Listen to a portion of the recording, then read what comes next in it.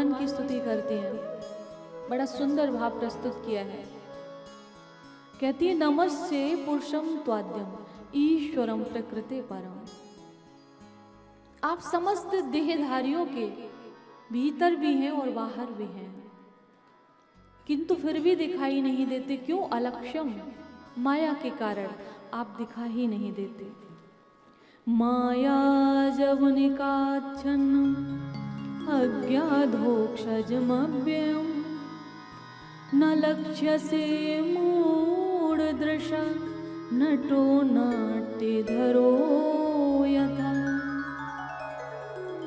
कृष्णाय वासुदेवाय देवकी नंदनाय च नंदगोपकुमाराय गोविंदाय नमो नमः। नमः पंकजनाभाय नमः पंकजमालिने नमः पंकजनेत्राय नमस्ते पंकजांग्रये। भगवान ने कहा कि आप उन्हीं को दिखाई देते हो जिन पर अहेतु की कृपा करते हो। जो माया का आवरण है ना, उसको जब समेट लेते हो तब आपका दर्शन होता है। अब ये माया समेटते किसके आगे हैं भगवान? वैसे तो माया प्रभु की है, लेकिन ऐसा नहीं कि हर व्यक्ति पर है। जो भक्ति से शून्य है उस पर भगवान की माया है। तुलसीदास जी बड़ी सुंदर बात कहते हैं श्री रामचरितमानस में।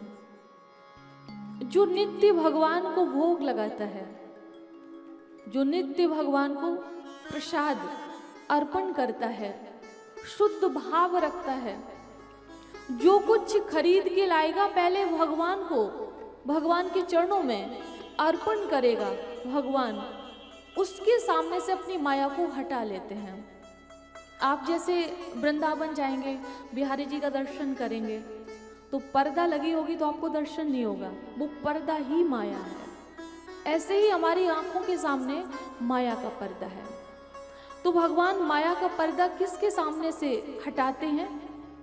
जो भगवत प्राप्ति के मार्ग में आगे बढ़ता है, जो भक्ति करता है। मान लो आप बाहर जा रहे हैं, आपने डायमंड खरीदा, सुंदर सुंदर वस्त्र खरीदे, वो सब भगवान के चरणों में अर्पण करिए, उसको प्रसाद बनाइए। जो चीज आप अर्पण करेंगे वो प्रसाद बन जाएगा। फिर उसको आप पहनिए, उसको धारण करिए। तो उससे क्या होगा कि भगवान को लगेगा कि ये मुझे बहुत मानता है। वैसे तो भगवान मान सम्मान दोनों में सम है। भगवान का नाम है अमानी, मान दो। विष्णु सहस्त्र नाम है अमानी, मान दो। जो मान देता है वो मान दो, और जो मान चाहता नहीं है वो अमानी।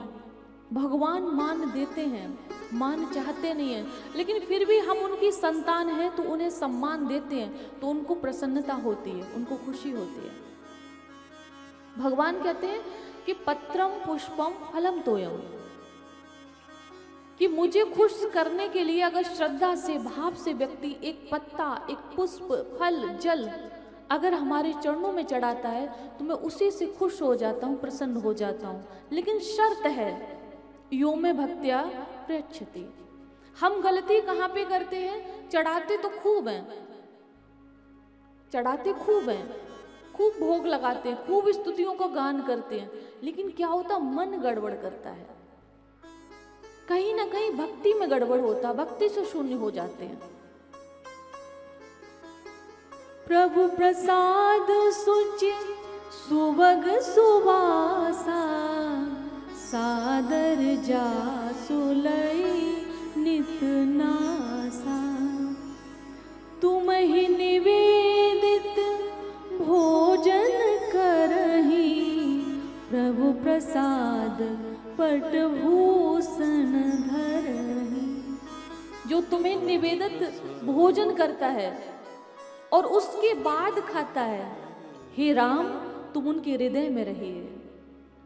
ये बात जब भगवान वाल्मीकि आश्रम में जाते हैं वनवास के समय, राम जी तो वाल्मीकि आश्रम में जाते हैं, वाल्मीकि जी से मिलते हैं और उनसे कहते हैं मेरे रहने का स्थान बताइए। तब उन्होंने 14 स्थान बताए हैं।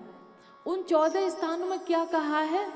तुम्हें निवेदित भोजन करही, प्रभु प्रसाद पट भूषण धरही, प्रभु प्रसाद पट भूषण धरही। जिनके श्रवण समुद्र समाना, कथा तुम्हारे सुभग सरिनाना। जिनके कान आपकी कथा से कभी भी आघाते ही नहीं है, मतलब उनका पेट भरता ही नहीं है, जो सदैव आपके गुणों को सुनना चाहते हैं, हे राम तुम वहां रहिए। जो तुम्हें भोग लगाते हैं, जो कुछ बनाएंगे पहले आपको अर्पण करेंगे, हे राम तुम वहां रहिए। अर्थात जहाँ पर भगवान का नित्य भोग लगाया जाता है, भगवान को सबसे पहले जो भी वस्तु आप खाते हैं, पहनते हैं, आप इस्तेमाल करते हैं, वो भगवान के चरणों में रखते हैं, भगवान वहां रहते हैं।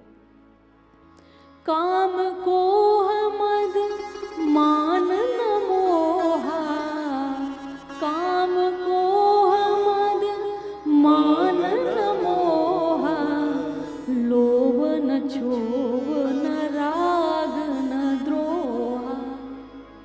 जहाँ पर काम नहीं है, जहाँ पर क्रोध नहीं है, जहाँ पर लोभ नहीं है, जहाँ पर मोह नहीं है, हे राम तुम वहां रहिए।